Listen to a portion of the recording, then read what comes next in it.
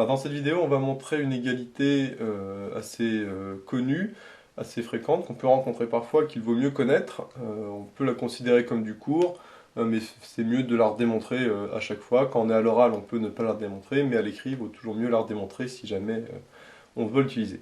Alors justement, ici, on va redémontrer. Alors, quelle est cette égalité? Bah, c'est pour tout n appartenant à une étoile, c'est-à-dire pour tout entier n supérieur ou égal à 1, la somme de k égale à 1n des k, le tout au carré, égale la somme de 1n des k au cube. Bon, ce qui peut paraître un peu bizarre, on ne voit pas pourquoi la somme des k au carré vaudrait la somme des k cubes, mais on va justement montrer que cette égalité est vraie. Alors, comment on va faire pour montrer cette égalité? Eh bien, c'est tout simple, on va faire une récurrence, bien sûr, sur n.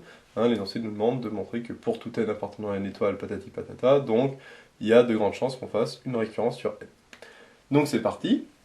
Alors, on pose pour tout n appartenant à l'étoile, notre P de n, c'est ça. Donc je ne vais pas le réécrire, c'est ça, d'accord. La somme des k au carré égale la somme de n des k cubes. D'accord, ça c'est mon P de n. C'est mon hypothèse de récurrence. Alors, au niveau de la rédaction de la récurrence, je ne vais pas trop passer de temps parce que c'est pas le but. Le but c'est surtout de montrer les calculs, notamment des mots de l'hérédité. Alors, initialisation, alors attention, c'est pour n égale 1. D'accord, parce que c'est pour n appartenant à une étoile. Alors pour n égale 1, attention, je rappelle, comme d'habitude, pour une récurrence, pour l'initialisation, on doit calculer séparément les deux termes et montrer que c'est égal. D'accord, on ne dit pas ça c'est égal à ça, justement il faut le montrer. D'accord, donc je vais calculer ça d'un côté, de l'autre côté je vais calculer ça, et je vais voir que c'est la même chose. Alors c'est parti, je calcule ça, donc je calcule la somme de k égale 1 à n, mais n vaut 1, donc ça fait 1, de k au carré, d'accord. Alors le somme de k égale 1 à 1 de k, alors le k il varie de 1 à 1, c'est-à-dire qu'il vaut 1, donc je remplace le k par 1, donc ça fait 1, d'accord, donc ça fait 1 au carré, et 1 au carré ça fait 1, d'accord. C'est facile ici, la somme de k égale 1 à 1 de k, c'est juste 1, ok, donc pour le carré ça fait 1. Donc là j'ai calculé ça, maintenant je vais calculer la deuxième partie, c'est-à-dire la somme de k égale 1 à n qui vaut 1, de k au cube. Même principe, c'est que le k varie de 1, c'est-à-dire qu'il vaut 1, et quand k vaut 1, je remplace, ça fait 1 au cube. Il n'y a que ce terme-là, parce qu'il n'y a que k égale 1. Et 1 au cube, ça fait 1. D'accord. Et donc, je retrouve bien la même chose, d'accord? Ça veut dire que ça, c'est égal à ça. D'accord? La somme de k égale 1 à 1 de k au carré égale la somme de k égale 1 à 1 de k au cube, puisque j'ai calculé deux séparément, j'ai vu que ça valait 1, d'accord.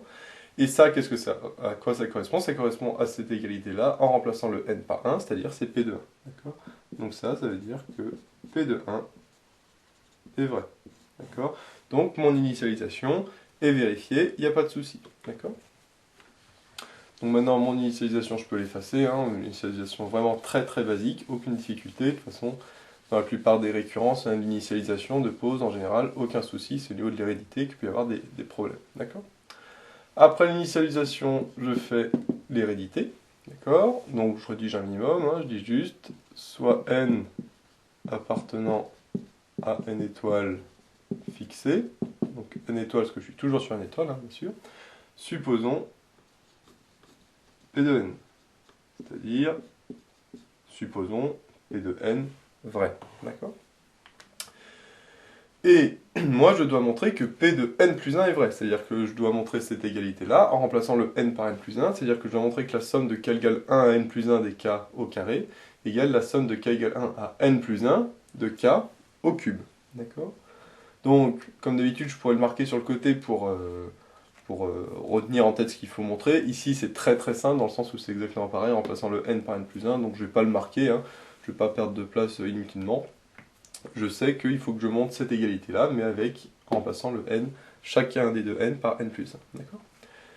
Comme d'habitude, pour montrer une égalité, on va partir d'un des deux membres, d'accord, et montrer l'autre. C'est-à-dire, par exemple, je vais partir de ça, je vais dire égal, égal, égal, égal, pour montrer ça, d'accord, avec n égale n plus 1. Ou alors, je pars de ça, je le développe pour arriver à ça, d'accord. C'est la deuxième possibilité. Ici, ça va être plus simple de partir de ça, en remplaçant le n par n plus 1, et de développer l'expression pour arriver à ça. D'accord? Sachant qu'en plus, c'est une somme, et on sait que les récurrences avec les sommes, c'est très très facile. Donc c'est parti, je vais partir de la somme de k égale 1 à n plus 1 dk, le tout au carré. C'est-à-dire, je remplace le n par n plus 1. D'accord? Je vais transformer l'expression, et à la fin, je dois arriver à somme de k égale 1 à n plus 1 dk au cube. D'accord? C'est-à-dire, je dois arriver à ça, mais avec n plus 1. Okay? Ici, c'est très simple, puisque j'ai une somme, et je sais que quand j'ai une somme, eh ben, je coupe la somme en deux pour faire apparaître mon terme à n, d'accord? La somme de 1 à n plus 1, je veux dire que c'est la somme de 1 à n, plus le terme à n plus 1 que j'aurais sorti, d'accord? Comme ça, je retrouverai ma somme de 1 à n, ici, et donc je pourrais utiliser mon P de n. Alors, c'est parti. Donc, la somme de k égale 1 à n, plus 1, je dis que c'est la somme de k égale 1 à n, d'accord? Plus le terme en n plus 1 que j'ai sorti, c'est-à-dire je remplace le k par n plus 1, et ça fait du coup n plus 1. Okay. Et donc ça c'est le terme en n plus 1 que j'ai sorti de la somme, hein, ce qui fait que maintenant on ne va plus jusqu'à n plus 1, mais on va que jusqu'à n. Et ne pas oublier, bien sûr, le carré. Là j'ai évidemment une identité remarquable, a plus b le tout au carré. Alors attention, le b, bien sûr, je vais prendre n plus 1, je ne vais pas prendre juste le n ou le n plus 1, ou le plus 1, je vais juste prendre le n plus 1 total, d'accord? Donc a plus b au carré, ça fait a carré, c'est-à-dire la somme de 1 à n au carré, je ne réécris pas de k égale 1, je vais directement de 1 à n, c'est plus rapide. Donc a carré plus 2 a fois b, d'accord? Alors le n plus 1, bien sûr, n'est pas dans la somme, hein, il est en dehors de la somme. Plus b carré, et le b carré, je vais écrire ici, parce que sinon il n'y aura pas de place. B carré, c'est-à-dire n plus 1 au carré. Okay. Maintenant, que vaut la somme des k au carré? Ben là, c'est là que j'utilise mon P de n, d'accord? Parce que la somme de 1 à n des k au carré, je sais que c'est la somme de 1 à n des k cubes. Ça, d'après mon hypothèse de récurrence, d'accord? Je sais que c'est la somme de 1 à n des k cubes, et à la fin, bien sûr, je justifierai en disant d'après P de n, d'accord? De toute façon, il faut toujours, hein, je rappelle, à un moment ou à un autre de l'hérédité, utiliser le P de n. Si on n'utilise pas le P de n, c'est tout faux. D'accord? Donc, à un moment ou à un autre, il faut utiliser l'hérédité, enfin l'hypothèse de récurrence, et là, c'est ce qu'on utilise. Okay. Ensuite, ici, qu'est-ce que j'ai? J'ai 2 fois la somme de 1 n dk fois n plus 1. Alors, la somme de 1 n dk, attention, il ne faut pas dire que c'est racine de ça, et donc dire que c'est racine de ça au cube. Non, ça, c'est n'importe quoi. Faut pas utiliser ça, on va plutôt remplacer, parce que la somme de 1 n dk, on sait ce que ça fait. On sait que ça fait n plus 1 sur 2. D'accord? Puisque, alors soit on le connaît par cœur, la somme de 1 n dk c'est n plus 1 sur 2, d'accord? Sinon, je rappelle pourquoi c'est cette formule, parce que k, en fait, c'est une suite arithmétique, d'accord? Si on développe, ça fait 1, plus 2, plus 3, plus 4, plus 5, plus 6, etc. Donc c'est bien une suite arithmétique, bon, de raison 1, d'accord, mais ça, de toute façon, pour la formule, on s'en fout. C'est une suite arithmétique.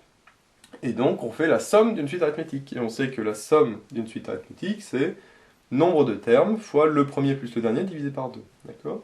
Nombre de termes, il y en a combien? Bah, de 1 à n, il y en a n, d'accord? Donc il y a n, ok? Fois le premier plus le dernier. Le premier terme, donc on remplace le k par 1, donc ça fait 1. Le dernier terme, on remplace le k par n, ça fait n. Donc ça fait 1 plus n. Bon, on va dire n plus 1, d'accord? C'est plus joli. Okay. Donc nombre de termes fois le premier plus le dernier, divisé par 2. D'accord? Mais sinon, on la connaît pas cœur, la somme des k de 1 à n, c'est n plus 1 sur 2. Okay. Fois le n plus 1 qui est là, alors je vais fois n plus 1, je vais faire directement, hop, je vais mettre n plus 1 au carré. D'accord? Comme j'ai dit ici, hein, ce qui est important, c'est juste le calcul, alors je ne vais pas trop détailler, ça rien, parce qu'il n'y a plus trop de place. Donc, là, n plus 1 sur 2 fois n plus 1, donc finalement, n plus 1 fois n plus 1 fait n plus 1 au carré. D'accord? Et j'ai toujours le n plus 1 au carré de tout à l'heure. Ok? Là, bien sûr, on va simplifier les deux. Okay. Et donc, ça me fait la somme de 1 à n dk cube. Okay. Plus, et là, qu'est-ce qu'il reste? N fois n plus 1 carré plus n plus 1 carré. Je vais évidemment factoriser par n plus 1 au carré. D'accord? Parce que là, j'ai n plus 1 carré là aussi. Donc, facteur de quoi? Facteur de, ici, n, parce que j'ai n fois n plus 1 carré, donc si je factorise ça fait n, et si j'ai juste n plus 1 carré, donc si je factorise ça fait juste n plus 1, d'accord? Bon, donc si je factorise par n plus 1 carré, ça me fait n plus 1 carré fois n plus 1, d'accord? Donc ça me fait du coup n plus 1 au cube, d'accord? Alors je ne vais pas faire une supplémentaire ici, j'ai plus de place, donc je vais le mettre directement, hein. Le n plus 1 carré fois n plus 1, ça fait n plus 1 au cube. Hein, je pense que là, normalement on devrait détailler, hein, bien sûr, hein, on va écrire en dessous, après ça fois plus n plus 1 cube, hein, d'accord, mais comme j'ai plus trop de place, du coup je le fais directement, ok? Et là, qu'est-ce qu'on remarque? Dernière étape, c'est que j'ai la somme de 1 à n des k au cube. Et j'ai plus n plus 1 au cube. Or, ici, là, si je développe cette somme, c'est la somme de 1 à n des k au cube, ça fait 1 au cube, plus 2 au cube, plus 3 au cube, plus 4 au cube, etc. jusqu'à n au cube. Le dernier terme, c'est n au cube. Et après, j'ai plus n plus 1 au cube. Donc ça, c'est le n plus unième terme, en fait, de la suite. Parce que j'ai 1 au cube, plus 2 au cube, etc. jusqu'à n au cube. Et après, j'ai plus n plus 1 cube. Donc finalement, ce n plus 1 cube, je peux le rentrer dans la somme. Ce qui me donne la somme de k égale 1 à n plus 1 de k cube. D'accord? Parce que ça, c'est le n plus unième terme de cette suite-là. Donc finalement, au lieu d'aller de 1 à n, je peux rentrer ce terme dans la suite, dans la somme, et dire que c'est la somme de 1 à n plus 1. Et là, qu'est-ce qu'on retrouve? Eh bien, on retrouve la deuxième partie de l'égalité qu'on voulait, mais non pas avec n, mais n plus 1. Et donc, c'est exactement ce que l'on voulait. D'accord? Donc, on a montré que la somme de 1 à n plus 1 des k au carré, d'accord, égale la somme de 1 à n plus 1 des k cubes, c'est-à-dire on a montré cette égalité, mais en remplaçant le n par n plus 1, c'est-à-dire qu'on a montré p de n plus 1. D'accord? Donc une fois qu'on a montré ça, bah après c'est tout, il n'y a plus qu'à dire la rédaction. Donc là je ne vais pas trop la détailler, parce que comme j'ai dit, c'est pas le but de détailler la rédaction de la récurrence, d'accord? Mais après on dit donc p de n plus 1 est vrai, ok? Donc si p de n est vrai, p de n plus 1, donc la propriété est héréditaire, d'accord? Et donc, d'après le principe de récurrence, d'après l'initialisation et l'hérédité, qui sont vrais, eh bien, P de n est vrai pour tout n appartenant à une étoile, c'est-à-dire que pour tout n appartenant à une étoile, on a bien cette égalité-là. D'accord? Voilà.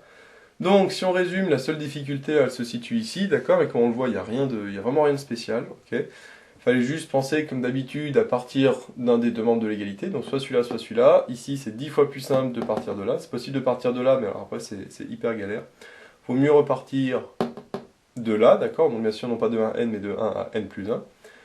Couper, comme d'habitude, la somme en deux. Ça, c'est ce qu'on fait toujours, hein, quand on a une somme, dans une récurrence. On dit que c'est la somme de 1 à n plus le dernier terme, le n plus unième terme qu'on a sorti. Donc ici, c'était juste n plus 1. Okay. On fait comme ça apparaître a plus b au carré. On développe l'identité remarquable, hein, a carré plus 2ab plus b carré. Là, le a carré, on voit que c'est notre hypothèse de récurrence qu'on va pouvoir utiliser. Donc on remplace ça par la somme des k cubes, hein, d'accord? Là, bien sûr, j'ai pas mis ce que j'avais pas la place, mais il faut mettre d'après P de n, hein, évidemment. Hein. Comme d'habitude, dès qu'on utilise notre hypothèse de récurrence, il faut mettre sur cette ligne-là d'après l'hypothèse de récurrence ou d'après P de n. Hein. Là, j'ai pas la place, hein, mais sinon, il faudrait évidemment le justifier ici. D'accord? Donc en plus, hein, comme d'habitude, bien sûr, à un moment ou à un autre, il faut utiliser notre hypothèse de récurrence, et là, c'est à ce niveau-là. Ensuite, donc on avait le n plus 1 carré, donc lui on le laisse tranquille, il n'y a pas de souci. Et là, par contre, on avait deux fois la somme des k fois n plus 1. Alors la somme des k, pour k variant de 1 à n, on sait, il faut le savoir, ça c'est vraiment indispensable de le savoir, c'est n fois n plus 1 sur 2. D'accord? Donc je rappelle pourquoi, hein, c'est une somme arithmétique, enfin c'est la somme d'une suite arithmétique, d'accord? Et donc comme toute somme d'une suite arithmétique, on utilise la formule, c'est-à-dire nombre de termes fois le premier plus le dernier, divisé par 2. Si on ne sait plus la formule, que c'est directement n plus 1 sur 2, on peut redémontrer, hein, en faisant nombre de termes fois le premier plus le dernier divisé par 2. D'accord? Donc le n plus 1 qui apparaissait, on le regroupe avec le n plus 1 d'ici, donc ça faisait n plus 1 carré. Les deux se simplifient, on factorise par n plus 1 carré, évidemment, hein, parce que ces deux termes-là, il y a n plus 1 carré, et on a vu que ça faisait n plus 1, et donc du coup, ça faisait finalement n plus 1 au cube. Et donc là, on voyait que c'était le n plus unième terme de cette 8-là, ce qui fait qu'on peut le rentrer dans la somme, et donc finalement, on a la somme de 1 n plus 1 des k cubes, qui est ce qu'on voulait. Voilà, donc là, aucune difficulté, il faut juste le savoir. Par contre, c'est mieux de le savoir pour que si jamais on a le démontré, ce soit rapide et qu'on n'ait pas d'hésitation. D'accord? Alors, sinon, comme j'ai dit, c'est une formule qui est à connaître, d'accord? Parce que bon, c'est quand même une formule de base, d'accord? C'est avec des sommes de k ou de k cube. C'est quelque chose d'assez simple, on va dire, donc vaut mieux la connaître. Alors, on va juste faire un petit exemple, d'accord? Si on prend par exemple n égale 4, donc ça fait, je remplace, hein, d'accord? Bon, je ne détaille pas, hein, c'est assez facile. Donc là, ça me fait 1 plus 2 plus 3 plus 4, hein, la somme, au carré, d'accord? Qui vaut la somme des au cube, c'est-à-dire 1 au cube plus 2 au cube plus 3, pardon, au cube, là aussi au cube, plus 4, bon, hop, au cube, voilà.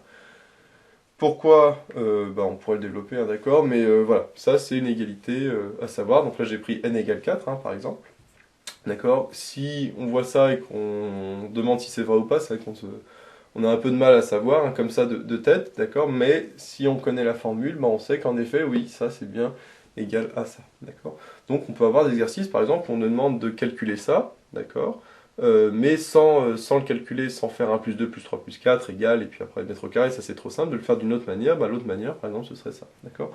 Ou alors de faire l'inverse, c'est-à-dire, on donne juste cette partie de l'égalité, on demande à quoi c'est égal, à ce moment-là, si on connaît la formule, on peut le transformer en ça, et là, à ce moment-là, c'est beaucoup plus simple, là, on fait 1 plus 2 plus 3 plus 4, donc ça fait 10 au carré, donc ça fait 100 au final, d'accord? Voilà, une des applications, par exemple, de cette formule.